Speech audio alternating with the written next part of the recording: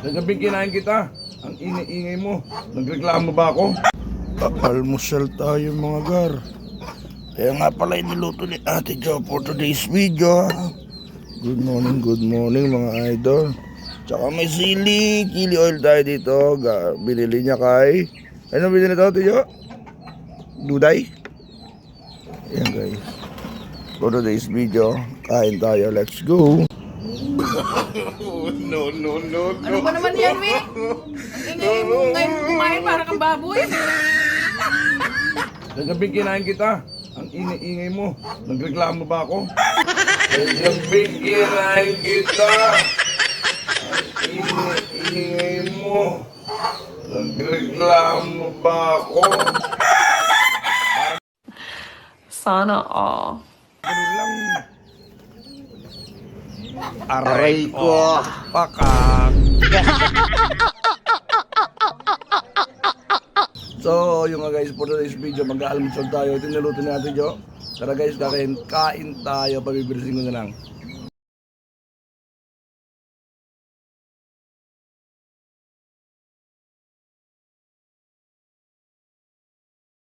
So, yung nga guys, tapos na tayo. Ayan.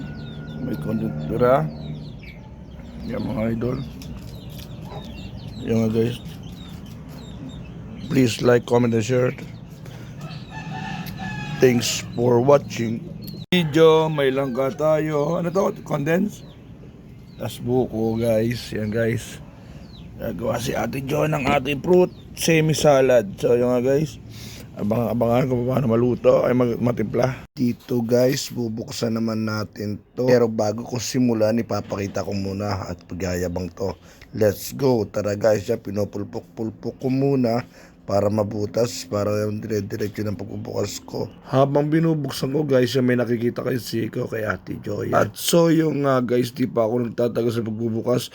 Nararamdaman ko yung sarili ko, hinihingal-hingal na ako. Hindi ko alam sa sarili ko guys kung bakit ang bilis ko lang hingali. Nagbukas lang naman ako. Pakiramdam ko tuloy guys, may tama na yung katawan ko. Dito guys, bukas ng fruit cocktail, may condensed langka, buko tayo. Alis to si Ate Jo. Ayan, ibubuhos na sa lalagyan to. At sabi ko, ihiwalay ang sabaw kasi baka masira. Tama ba ako? Paki-comment sa baba kung mali ako. Tinaktak-tak-tak pa, parang itaktak mo. Sinimut ang buko ni Ate Jo. Konti na lang, sinisimut pa talaga. Nanghihinayang siya. Sayang daw kasi isang subo pa. Talagang pagsubo, magaling siya. Kaya pagod na ako sa lansangan, pagod pa sa gabi sa kanya. Kaso sadyang mareklamo siya.